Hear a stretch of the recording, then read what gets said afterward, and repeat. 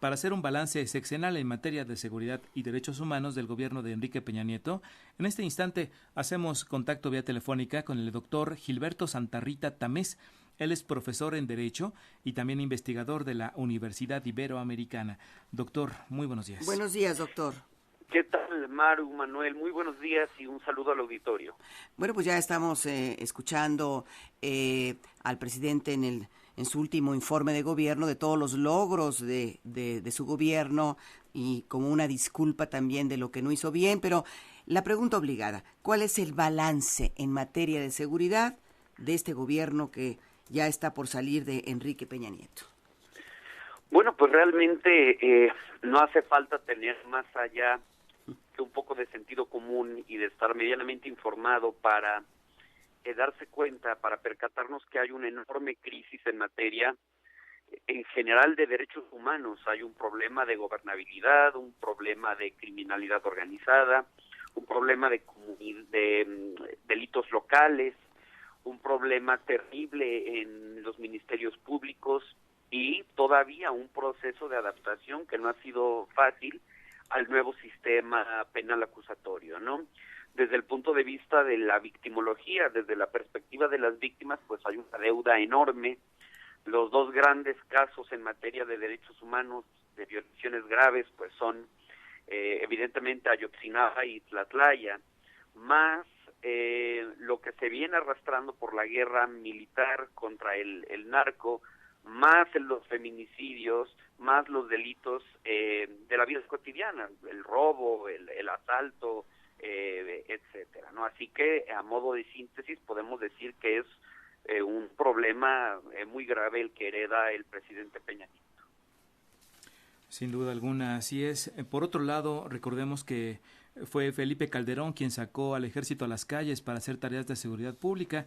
Peña Nieto decidió mantenerlos ahí y aunque López Obrador aseguró en campaña que regresaría a los militares a los cuarteles, al parecer esto no podrá realizarse, por lo menos en la primera mitad de su gobierno. ¿Cuáles son, doctor, los pros y los contras de que el ejército continúe en las calles? Bueno, aquí hay que distinguir, Manuel, dos cosas. El ejército y la marina, ¿no? Hay que tomar en cuenta que la marina es ya el último peldaño que hay en cuanto a la seguridad interior y exterior con que cuenta el Estado mexicano. La marina se enfoca en cuestiones especializadas y el ejército más bien en un combate frontal a fenómenos de tipo local. Era evidente que López Obrador no iba a poder devolver ni a la Marina ni a los militares, ni siquiera a mediano plazo. Yo incluso considero que no va a poder regresarlos en todo el sexenio. ¿Por qué?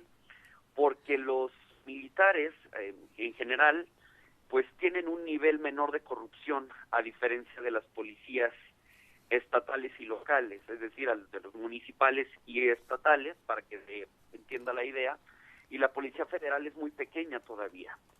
Entonces, no hay manera de llenar el hueco en las funciones que ahora está desempeñando el ejército. Se emitió la Ley de Seguridad Interior, que está por verse en cuanto a su constitucionalidad en la Suprema Corte, pero es bastante complicado volver a los cuarteles en el mediano plazo.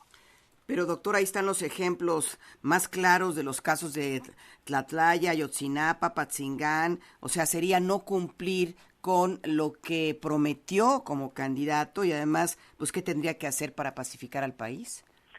Sí, eso Maru, es muy cierto. No, las expectativas que hay para el gobierno de López Obrador pues son muy elevadas, no solamente por la gran cantidad de personas que votaron por él o que votamos por él, sino por la enorme expectativa de cambio que hay. Lo que tendría que hacer López Obrador o sus asesores es no generar impunidad en los casos que todavía están pendientes. Por ejemplo, terminar de detener a los policías que quedan en el caso Ayotzinapa, ver qué ocurrió con el tema de Michoacán y otros tantos casos.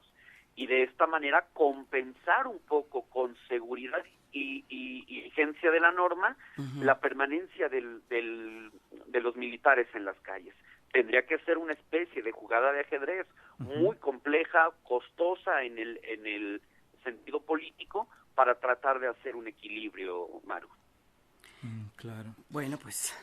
Y desde su punto de vista, ¿qué es lo que tendría que hacer el próximo gobierno para poder pues dar luz a casos tan emblemáticos, ofrecer justicia a las víctimas de desaparición en Ayotzinapa, a el caso Tlatlaya, a el caso Apatzingán?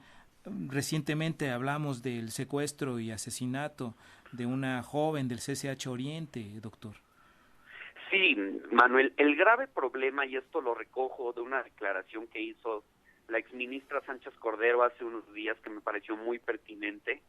El gran problema del Estado mexicano son las procuradurías. La federal, o sea, la PGR o la futura fiscalía, y las PGJ, las procuradurías locales, ya no sirven. No sirven desde el modelo, desde el paradigma con el que los operadores jurídicos observan y manejan el derecho, desde el enorme desprecio que tienen hacia las víctimas. A los ministerios públicos, a la inmensa mayoría, no les interesa ni se comprometen con las partes en el proceso, y además hay un elevadísimo grado de corrupción. Esto requiere replantear totalmente. Hay que, si me permiten el término, hay que despedir a los funcionarios masivamente, asignarlos a labores donde la información que ellos tienen no pueda ser utilizada en perjuicio de nadie, y traer gente nueva, gente muy joven, gente muy buen pagada, gente universitaria, que empiece a dar luz a un proceso que va a tardar, por lo menos calculamos los que nos dedicamos a los temas penales, unos 25 años. Pues le agradecemos, doctor Gilberto Santa Rita Tamés, profesor en Derecho e investigador de la Universidad Iberoamericana, por esta entrevista para las audiencias de Radio Educación. Como siempre, quedo a sus órdenes. Gracias. Hasta luego.